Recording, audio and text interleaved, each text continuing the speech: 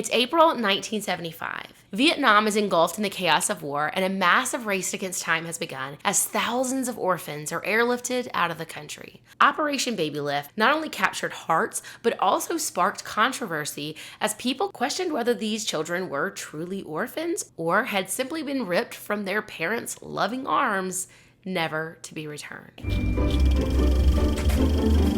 Hey y'all, I'm Christina and you're listening to History and Hearsay. Just a quick reminder, I'm not a historian or any type of expert, but as always, my sources are linked down below. And thank you to my listener Janelle for today's episode suggestion. I do have Stella here today again. She's loving being able to sit in my lap with my new setup that I have here. In April 1975, after 20 years of fighting, the Vietnam War was coming to an end.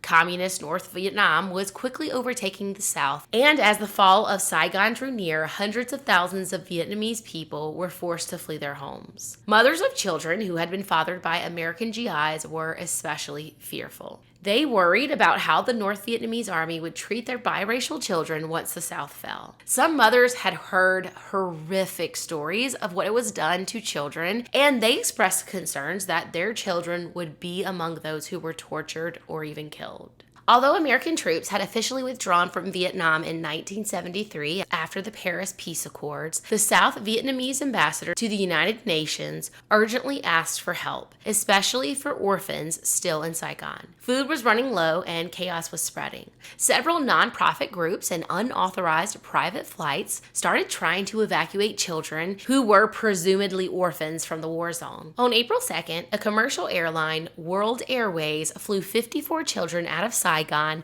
without permission from the U.S. Embassy or Vietnamese authorities. The airline's president, Ed Daly, landed the plane in Japan even though he didn't have clearance there either. Then, relying on public sympathy to keep him from getting into too much trouble, he brought the children to the U.S. This forced immigration officials to figure out how to handle the orphans' legal status. The orphans flown in on Ed Daly's unauthorized flight were initially given 30-day visas, but shortly afterwards, a blanket approval was granted for 2,000 orphans to enter the country. On April 3rd, 1975, in response to the desperate pleas for help, American President Gerald Ford announced that 2,000 orphans from South Vietnam would be airlifted to the United States within 36 to 48 hours. This undertaking became known as Operation Babylift. This was a massive humanitarian effort, but President Ford believed it was a moral obligation, saying, "This is the least we can do."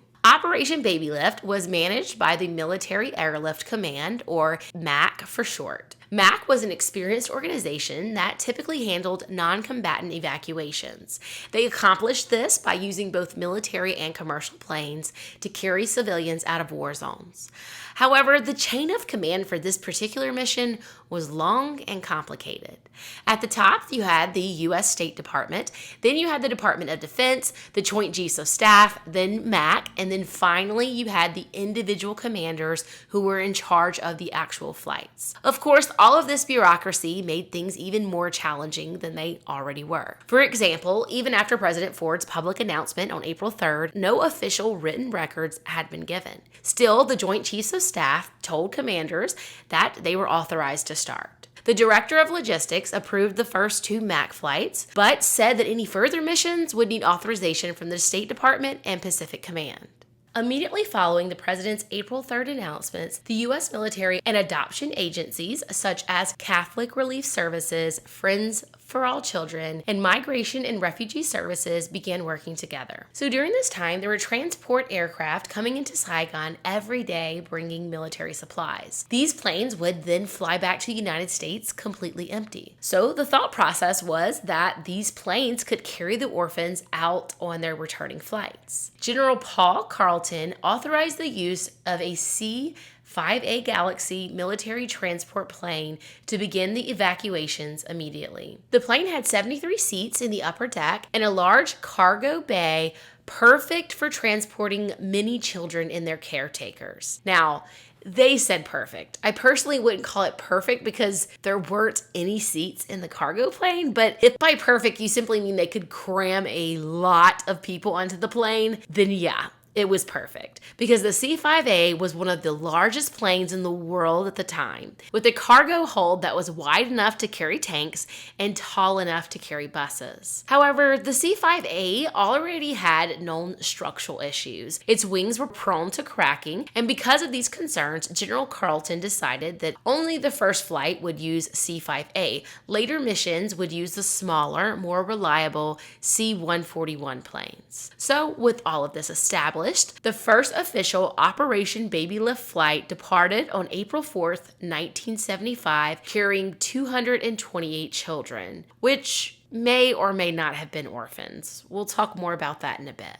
And there were also 86 adults, which included caregivers, crew members, and a few other evacuees. The plane was headed to Clark Air Base in the Philippines, where medical teams would meet them before they continued on to San Diego, where President Ford planned to greet them. Loading the children was a careful, emotional process. The youngest were passed into the plane through a human chain and seated two to a seat on the upper level. Older children sat on blankets in the cargo bay, secured with straps. The limited medical records that were available for the children were stored near the back of the aircraft. On April 4th, Barb Adams, who worked for the American Embassy, came home in a flurry and announced to her daughter Linda that she had 1 hour to pack a bag and get ready to leave because they would be escorting orphans on the orphan airlift back to the United States. Linda recalls how by the time she and her mother got to the plane and went up to the troop compartment, all of the seats were full of babies. Now, the very youngest of these babies were placed in small cardboard boxes or shoe boxes and were strapped to the seats. This is why, years later, some of these babies were nicknamed cardboard box babies. Linda and her mother were each assigned 3 rows of seats with about 4 babies per row. So they were each caring for about 12 to 15 babies, which of course meant feeding them, changing them, just whatever they needed for the duration of the flight.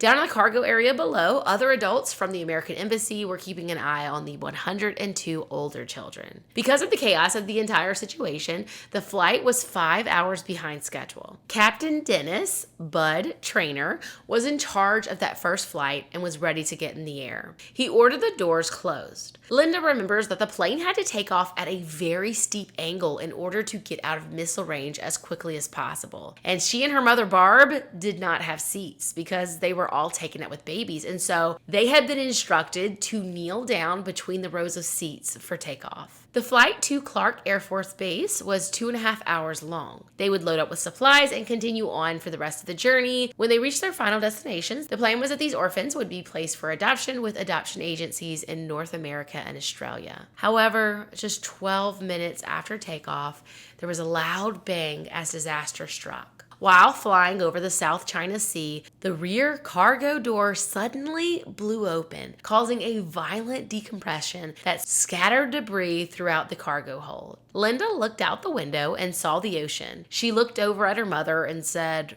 "We're crashing, aren't we?" At the back of the passenger compartment, Lieutenant Marcia Woods looked down, where she could normally see the cargo bay through the grating in the floor, but instead, all she sees is the China Sea. She announces to the pilot that the cargo door is gone. The plane has lost its breathable air and the oxygen masks have come down, but they're not designed to reach babies lying in the seats.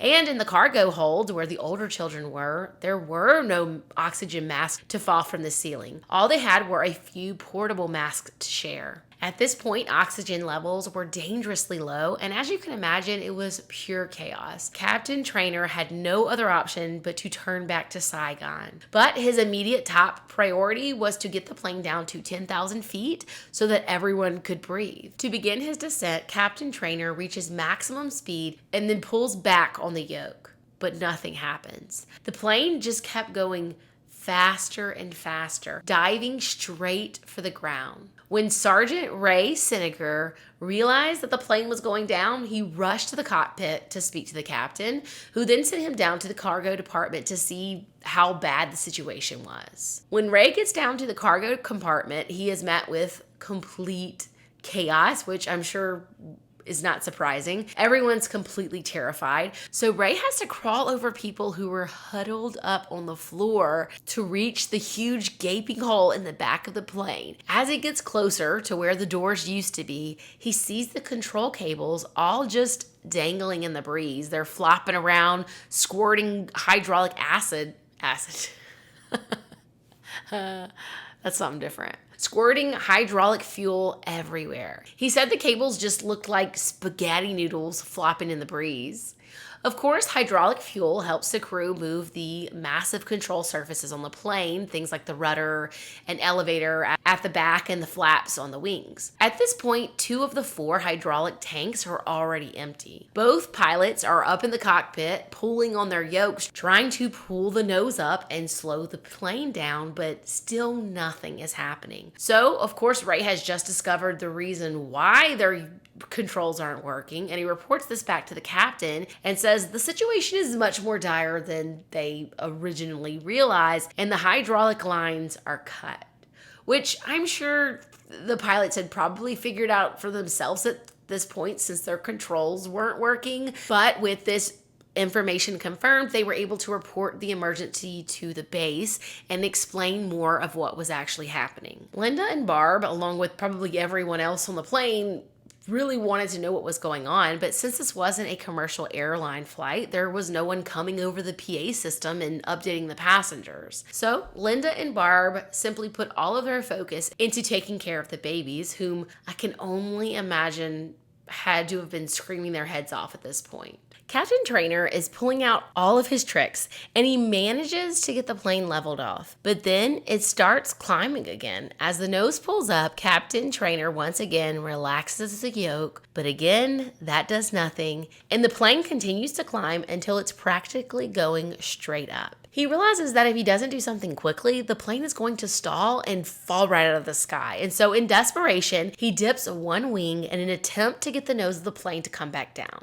And it works. But now he's in a steep dive down and he can't get the nose back up once again. I mean, God bless people who can have this job, because I'm getting stressed out just reading this at this point. Luckily, Captain Trainer didn't give up, so since all of the normal things that you're supposed to do aren't working, Captain Trainer does something that seems counterintuitive, and he adds power. The plane comes back out of the dive and starts going up again. And this time, when he gets back up to 10,000 feet, he's able to roll the plane out. He had just figured out how to control the aircraft. Instead of controlling the pitch of the plane the normal way by pushing and pulling on his controls, his only pitch control was the throttle. Captain Trainer and co-pilot Captain Hart have now realized that if they bank the plane, which is tilting it side to side, and increased power, the nose of the plane would rise. But if they reduced power, the plane would dive. So, phew.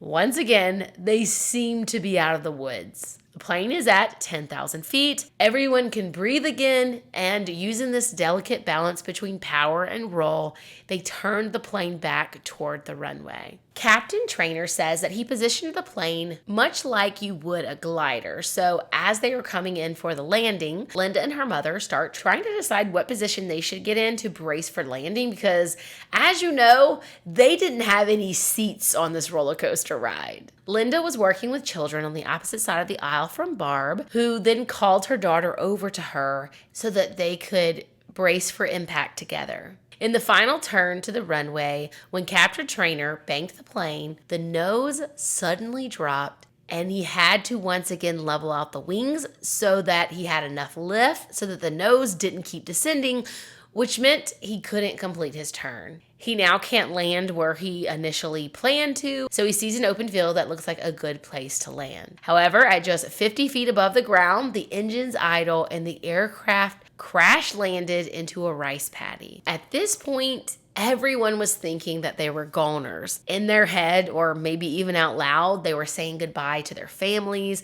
The crew members said that the crash felt like it lasted forever. The plane skidded for 1,000 feet, briefly became airborne again, and then slammed into a dike and broke apart. The cargo compartment, where most of the children were, took the full impact and was completely destroyed. When the plane came to a stop, Linda didn't see her mom anywhere. But she knew that she had to get those babies off the plane. Despite some of them being injured, the surviving crew members immediately began rescuing children from the wreckage. Senior Master Sergeant Howard Perkin, the loadmaster, had a broken leg. He used a crutch and a seatbelt to splint it so that he could keep working.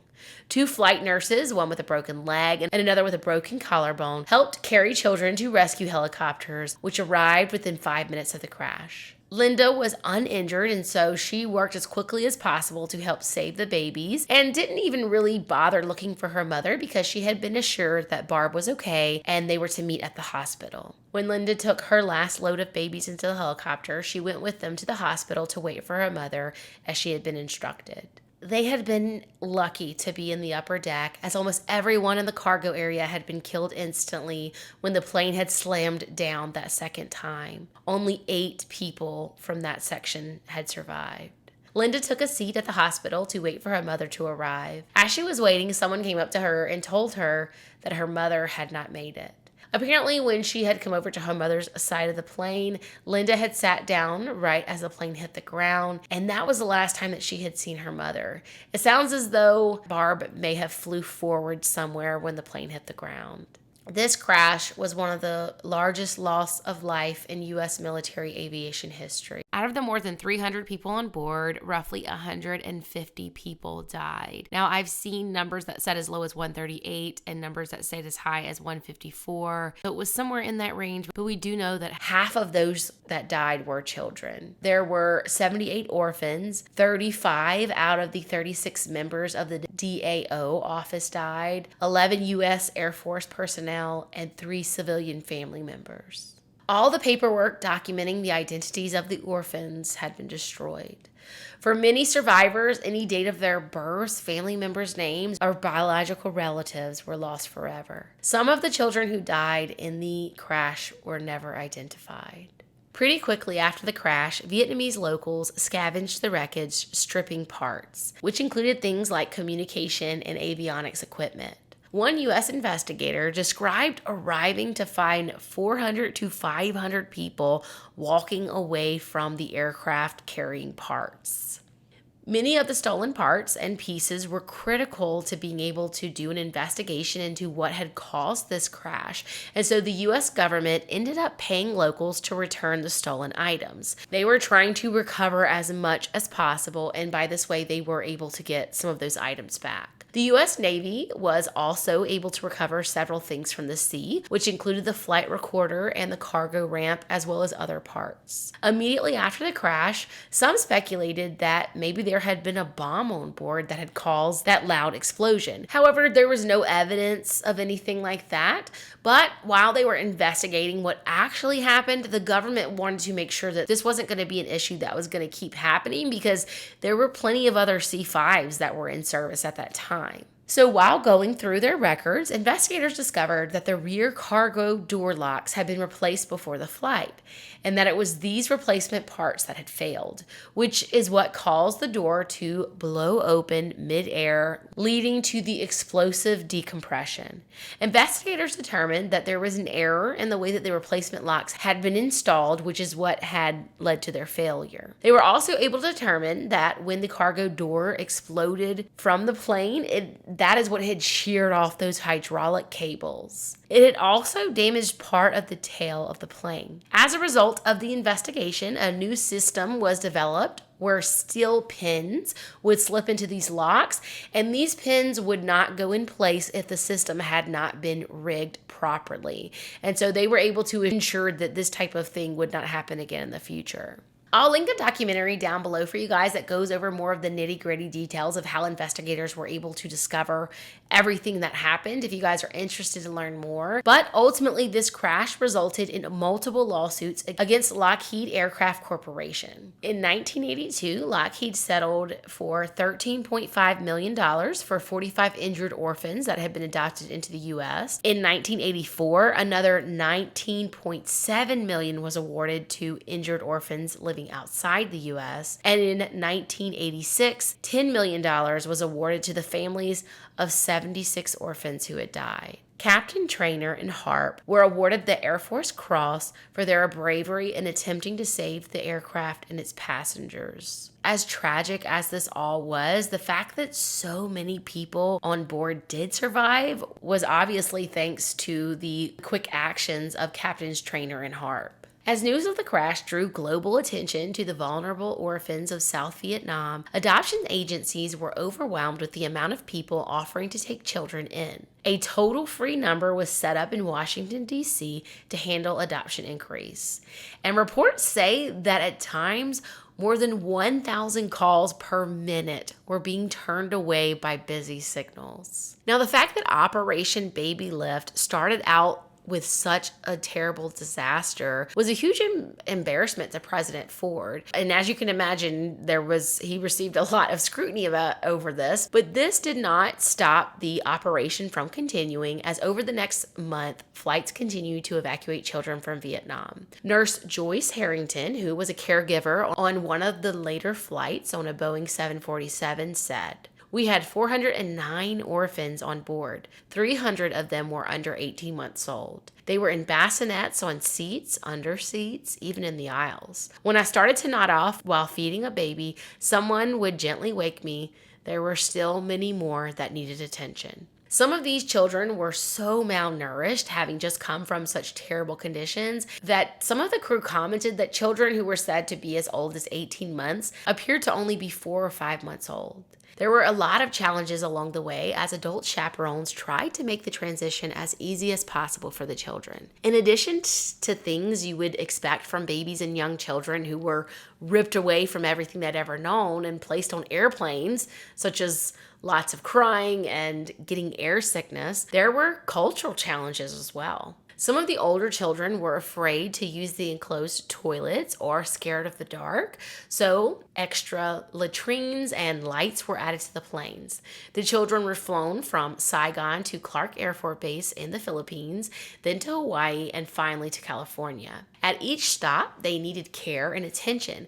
Volunteers showed up by the hundreds, from the Red Cross, family service organizations, and even off-duty military personnel and their families.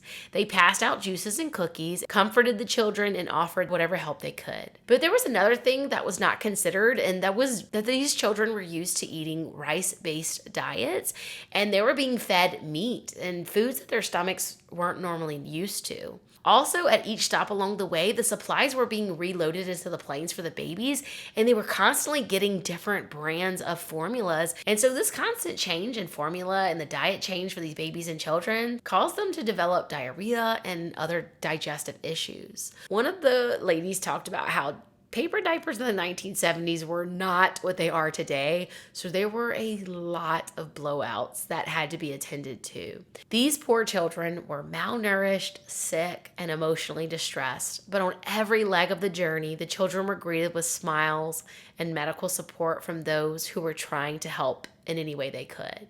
Operation Babylift captured the hearts of many people who had an emotional response to seeing so many babies and young children in need. This led to countless families quickly coming forward and answering the call to adopt these children. As you're probably aware, the Vietnam War was a very painful and divisive war, and some people saw this as an opportunity to do something positive by helping to give these orphaned children a better life. But not everyone saw it that way. Some of the children on the evacuated flights had mentioned living family members, which raised serious concerns, and some questioned whether or not these children were truly orphans. They questioned if they were really being rescued or if they had simply been taken from their living parents without their full consent or understanding. As the war had continued to worsen, many South Vietnamese families had to flee further south as food was running out and the orphanages were being overwhelmed.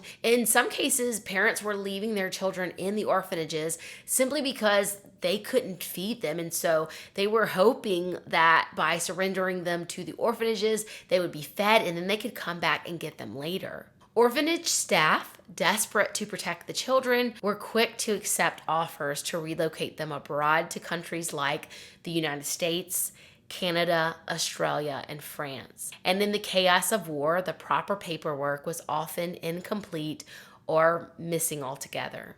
Some parents simply handed their children over with nothing more than the hope that a life overseas would be safer and more stable than what Vietnam could offer them, which is just so heartbreaking. The strength it must have taken to give your child up like that. It's such a shame that better records were not kept. I mean, obviously, sometimes it's impossible. Like in the case of the plane crash, they had some records, but they were just completely destroyed. And stuff like that is just not something you can really predict. As a result of this brutal war, around 3 million Vietnamese people died, which resulted in as many as 1 million orphans. Ultimately, more than 3,300 children were evacuated from Vietnam during Operation Babylift in less than 1 month's time. And we don't have complete records of even that number, so it could have even been higher than that. No one knows the true exact numbers. Eventually, the concerns that many of these children had simply been taken off the streets of Vietnam without their parents' knowledge, or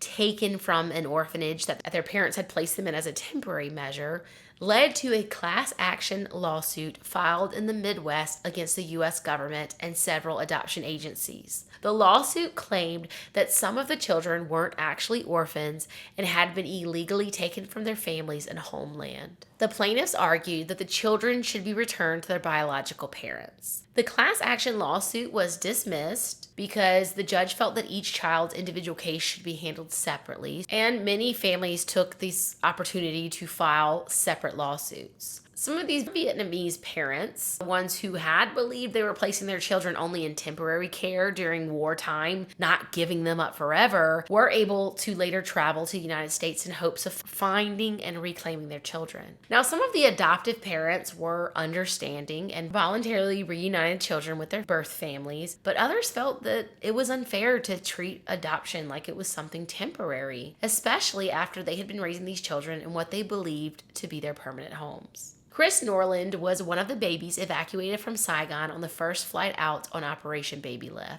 Because his papers were destroyed in the crash, he doesn't even know his birthday. He did, however, have a little 3x5 card that told him the name of the orphanage that he came from. And he was able to speak with one of the nuns who had worked there, who told him that 90% of the children from that orphanage had died, so he was very lucky to be alive. Because it was the end of the war, they didn't have enough food, water, or even diapers, and so the babies were placed in buckets for most of the day. And while they did not have enough supplies, the nurse told Chris that every orphan in the orphanage had been loved, and he says that always stuck with him. Because he was a baby, Chris was one of the ones who had been placed in a cardboard shoebox and strapped into the seat on the upper part of the plane. He talks about the crash and how the people who came to help in jeeps had to travel so far across the ground, and the helicopters couldn't land. They had to lift everyone up to them, and so this was an extremely slow rescue operation. And so because of that, some of the people who had survived the actual crash ended up dying from burning to death or drowning in the mud.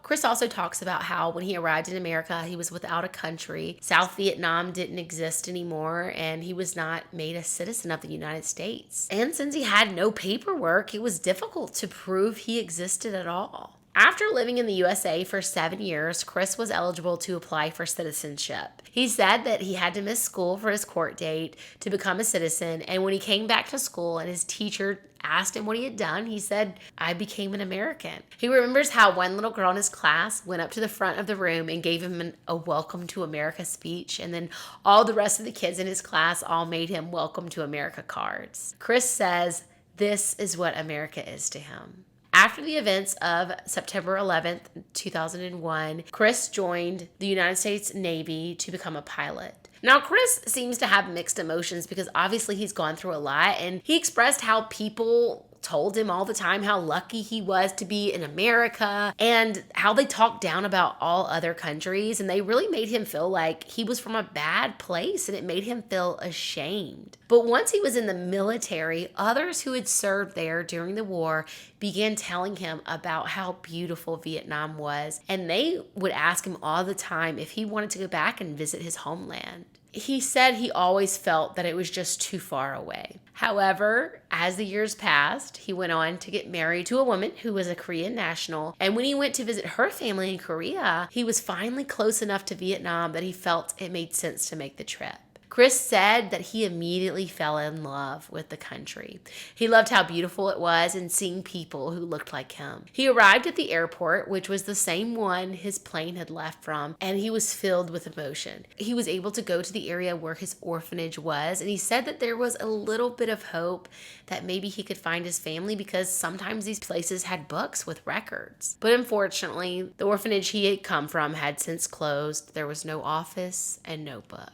Now, I watched an interview that Chris did with BuzzFeed, which I'll have linked for you guys. Chris still carries a lot of pain from his experiences and from never having known his family, but he also wants to spread positivity in the world. He started a podcast called Bluer Sky with the idea that not only is tomorrow going to be a blue sky or a positive good day, but it's going to be bluer than you could ever have imagined.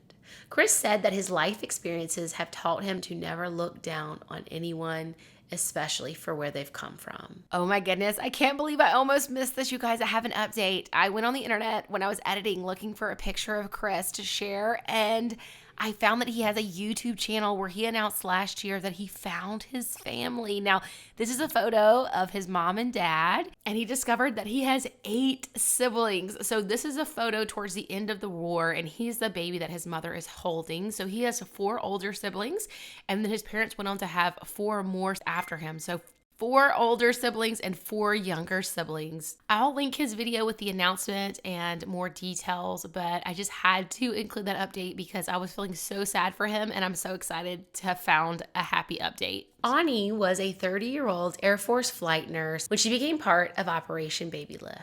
She recalls how as soon as she landed in Saigon, she was met with complete chaos and desperation. She loaded babies into the military cargo planes as their caretakers wailed. She said she wanted to cry with them as she took the babies from them, but she had to stay strong and do her job. Doctors and other aid workers had been sent into the streets of Vietnam looking for orphans. Frederick Skip Burkle Jr. was a doctor in the Navy and was among those searching for babies to take out on these mercy flights. He said that it was really a desperate time in Vietnam with everything that was going on. He went up and down the small alleyways looking for orphanages so that he could locate orphan children. He knew that families had left their children at orphanages in the hopes that they would be rescued. Burkle said, "When they saw me as an American, they were rushing up to me, totally desperate, just giving me their children." He said, "You can't imagine it." The orphanages themselves were a grim thing to witness. He said that when he entered the orphanages, they didn't have any lights. He recalls in his journal from that time how he almost tripped over one infant who was stuck to the floor in his own feces. Looking around in disbelief, he spotted 20 infants and said, "I'll take them all." Aune was on the first flight carrying more than 200 children. She says there was a lot of vomiting and diarrhea. She was one of the ones on the upper deck with the smallest of the babies. When the plane crashed, she was badly injured, breaking bones in her feet and her legs. But she didn't let that stop her from taking load after load of babies off that plane, carrying them to safety. Eventually, she couldn't go on any longer, and she asked to be released from her duty due to her injuries. Then she collapsed. Erin Lockhart was one of the babies who survived the crash and was adopted and raised by a family in Northern Virginia. In 1997, she graduated from Virginia Tech and began investigating her own life story with plans to write about it. When she did an internet search for Operation Babylift, she found an article recounting Aune's heroism during the first flight, the very flight that she herself had been on. She found Aune's phone number and called her. She was like, "You don't know me, but I was one of the babies that crashed during Operation Babylift. I've been looking for you, and I wanted to say thank you for giving me life." The two eventually met in person, became friends, and they now consider each other family. They even wrote a book together titled Operation Babylift, Mission Accomplished. In the book, they told their stories of being a part of the operation and what happened next, including a trip they took together to the crash site in 2014. They noted that there was no monuments or anything marking what had happened there. Aune wrote, "Life was born out of the ashes of tragedy. Hope triumphed over despair. Love trumped hate, and joy displaced sorrow." Today, more than 50 years later, the children of Operation Babylift are all grown up and have often wondered about their biological families. Thanks to modern DNA testing and social media, many have been able to locate and reconnect with their parents and or various other relatives. Chantel was another of the babies from Operation Babylift. While she has limited information about her identity, she knows that when she arrived in Sydney, Australia in a shoebox, that she was only a few days old because her umbilical cord was still attached. She says that she was not proud of her heritage when she was younger, but as she's grown older, she's learned to be proud of where she came from. She's visited Vietnam many times and feels in love with her country of origin. She eventually decided to look for her parents. She wasn't sure if they were alive, but she knew if she waited much longer, her chances would be less and less as they also were getting older. So she did a DNA profile through Ancestry.com and she got a hit. She found that she had a brother. She was able to go on Facebook and find his picture, and her daughter commented on how much he looked like her. She contacted him, and he was also super excited to find her. They were even more shocked to discover that they were actually twins. Chantel's adoptive mother was really sad that she hadn't been given the chance to have both children and raise them together. But no one knew. The story of how the two were separated is a mystery. Chantel feels robbed of her heritage and the last 50 years with her twin. But ultimately, they were super excited to meet and they felt an immediate connection with one another. Now, there's a whole video on them that Ancestry did, and it talks about their story and even shows how they first met, and is super sweet. So I will link that for you guys if you're interested. Operation Babylift was a massive logistical effort. For all the criticisms of the operation, the mission was carried out by people who, for the most part, meant well. The mission saved many lives. Of course, it has also faced significant criticism for its rushed procedures, lack of proper documentation, overcrowded and unsafe flights, and unclear adoption processes. Many people over the years have questioned pulling children from their culture and thrusting them into entirely different countries. Some even saw this operation as simply a political stunt during a time of deep division over the Vietnam War. But as we know, history is often complicated. Things are rarely clean cut. It's often very messy. We have the benefit of time when we look back and analyze their decisions, but for the people living through it, they often had to make the best decisions they could in the moment. While the survivors have deep wounds from their early years, many look back with gratitude at being given a second chance at life. Sit down. What you doing? You want to sit up here? You want to sit right here and distract everybody? You want to sit? Ooh, no, you don't like that? Okay, well, figure out where you want to go. And then I'll just work around you. Is that how this works? Pretty much. All right, get comfortable. We'll resume. Now you want me to pet you?